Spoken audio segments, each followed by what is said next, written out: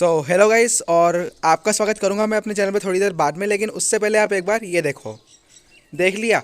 अब ज़रा एक नज़र इस पे भी डालो। ठीक है। और इससे तो आप भली भांति अभी परिचित ही होंगे, इसको तो आप जानते ही होंगे।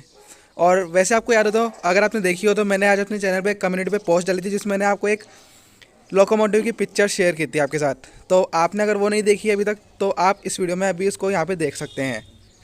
तो अभी जो मैंने आपको इन चार पिक्चर्स में चार अलग अलग टाइप के लोकोमोटिव्स दिखाए, इन चारों लोकोमोटिव्स में आपको क्या लगता है, क्या कॉमन है? सोचो सोचो, थोड़ा सा दिमाग पे जोर डालो। क्या हुआ, नहीं समझ में आया? कोई बात नहीं, मैं किस लिए बैठा हूँ, बताऊँगा आपको आज की इस वीडियो में कि इन चारों लोकोमोटिव्स में क्या कॉमन है, क्या बताना चाहता हूँ मैं आपको इस वीडियो में। आपको टाइटल में पता चल ही गया होगा। तो चलिए इस वीडियो को शुरू करते हैं आज के इस चैनल के इंट्रो के साथ।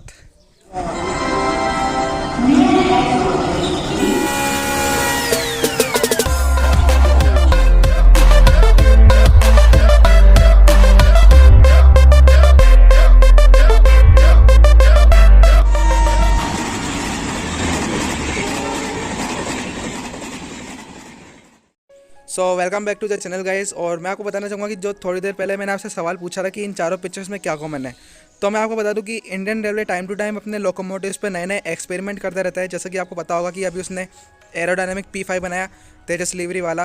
ठीक इसी प्रकार उसने 2018 में एक लोकोमोटिव बनाया था WAG-C3, जो कि उसका सामने वाला पोर्शन जो है वो एल्को से मैच करता है, और बाकी जो पीछे वाली बॉडी है वो WAM4 लोकोमोटिव के बॉडी शेल से बिल्कुल मैच करती है। और मैच क्या करती है, वो WAM4 की बॉडी शेल ही है। और मैं आपको बताना चाहूँगा कि एल्को और WAM4 के बॉडी शेल को दोनों को मर्ज करके एक नया प्राणी को बनाया गया था CLW द्वारा, जो कि है WAG-C3। और इसके 1 या 2 यूनिट बनाए गए थे। और ये एक हाई हॉर्स पावर वाला लोकोमोटिव था, और इसको हमेशा 2 लोकोमोटिव के पेयर में ही चलाया जाता था, लाइक WAG-12 लोकोमोटिव। और इसके आगे आप शायद जैसा कि जानती होंगे कि इंडियन रेलवे ने एल्स्टॉम को एक कॉन्ट्रैक्ट दिया इंडियन रेलवे का सबसे ज़्यादा पावरफुल लोकोमोटिव बनाने का, जो कि था WAG-12 लोकोमोटिव।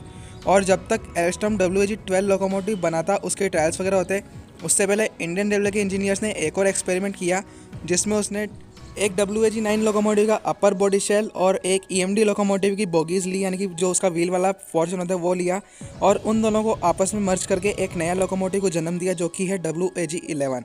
और WAG-11 भी WDM3A या फिर एल्को ट्विंस की तरह 2 WAG-9 लोकोमोटिव को कपल करके एक साथ चलाया जाता था, जिससे जो ओवरऑल पूरे लोकोमोटिव की पावर है वो WAG-9 लोकोमोटिव से ज़्यादा होती थी।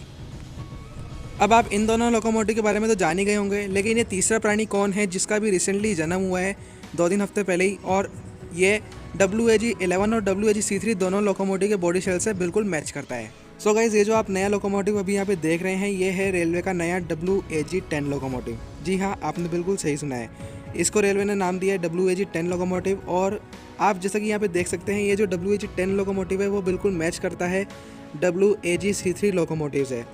अंतर सिर्फ इतना है कि WAG-C3 में जो लोको पायलट कैब थी वो एल्को लोकोमोटिव से ली गई थी, और WAG-10 लोकोमोटिव में जो लोको पायलट की कैब है वो ली गई है WAG-9 लोकोमोटिव से, और इसको सेम WAG-C3 की लिवरी में पेंट कर दिया गया है। इनफैक्ट अगर आप इसकी बोगीज भी अगर देखोगे तो ये WAG-C3 से ही ली गई है। और इसका जो पावर आउटपुट है वो भी WAG-C3 लोकोमोटिव जितना ही है, मीन्स 10,000 हॉर्स पावर इसका पावर आउटपुट है। चलिए, ये तो हो गई इस लोकोमोटिव की बेसिक बातें। अब मैं आपसे बात करता हूँ कि इस लोकोमोटिव को बनाने की ज़रूरत क्या पड़ी, यानी कि WAG-10 लोकोमोटिव को बनाने की ज़रूरत क्या पड़ी, जबकि एल्स्टॉम इंडियन रेलवे को अभी रिसेंटली अपना 100 यानी कि 100वां WAG-12 लोकोमोटिव इंडियन रेलवे को दे चुका है बना के। तो इस WAG-10 लोकोमोटिव का निर्माण क्यों किया गया?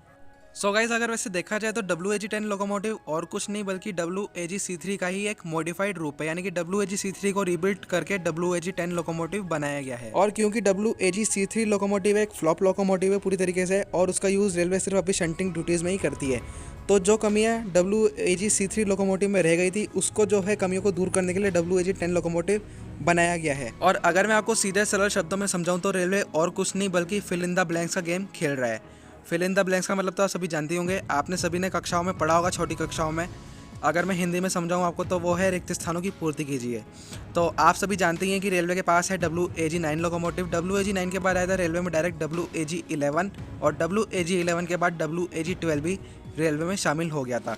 अब बीच में खाली स्थान बनता है WAG-10 का। तो जनता पूछेगी कि WAG-10 लोकोमोटिव कहाँ गया, तो रेलवे ने इसका सीधा सारा सॉल्यूशन ये निकाला कि नाम के लिए, बस उसने सिर्फ नाम के लिए WAG-10 लोकोमोटिव बनाया है। और गारंटी है इस बात की कि WAG-10 लोकोमोटिव के कुछ ज़्यादा यूनिट नहीं बनेंगे, ये पहले ही एक WAG-C3 का रीबिल्ट है जिसको WAG-10 नाम दिया गया है। और जिस टाइप से WAG-C3 का सिर्फ एक ही यूनिट बनाया गया और WAG-11 के सिर्फ 7 यूनिट बनाए गए, उसी टाइप से इसके भी कुछ 4-5 यूनिट बना के रेलवे इसको इसका जो मैन्युफैक्चरिंग है वो बंद कर देगा। WAG-10 लोकोमोटिव की मैन्युफैक्चरिंग बाद में बंद कर देगा। नाउ गाइस, आप खुद ही सोचिए, जब इंडियन रेलवे में WAG-12 लोकोमोटिव जैसे पावरफुल लोकोमोटिव है, तब इंडियन रेलवे WAG-10 लोकोमोटिव क्यों बनाने में अपना पैसा खर्च करेगा आखिर। इसकी जगह जो पैसा वो WAG-10 लोकोमोटिव को बनाने में खर्च कर रहा है, उसकी जगह अगर वो WAG-12 को बनाने में वो पैसा लगाए तो WAG-12 की मैन्युफैक्चरिंग कितनी फास्ट हो जाएगी और कितने सारे WAG-12 लोकोमोटिव कम समय में इंडियन रेलवे में मैन्युफैक्चर हो पाएंगे। तो बस यही है कि WAG-10 जस्ट एक फिल इन द ब्लैंक्स का वो खाली स्थान भर रहा है और कुछ भी नहीं है। सो आज की इस वीडियो में इतना ही था गाइस। आई होप आपको ये वीडियो पसंद आई होगी, ये जानकारी पसंद आई होगी WAG-10 लोकोमोटिव के बारे में। और अगर आपको ये जानकारी पसंद आई है तो आप इस वीडियो को जरूर से लाइक कर दीजिए। और अगर आपको कोई सवाल है, सुझाव है तो आप कमेंट सेक्शन में पूछ सकते हैं। और ऐसे ही इंटरेस्टिंग जानकारी देखने के लिए आगे भी मेरे चैनल को जरूर सब्सक्राइब कर सकते हैं। मैं जल्दी मिलता हूँ आपसे एक और नेक्स्ट वीडियो में और नई इन्फॉर्मेशन के साथ। तब तक के लिए गुड बाय।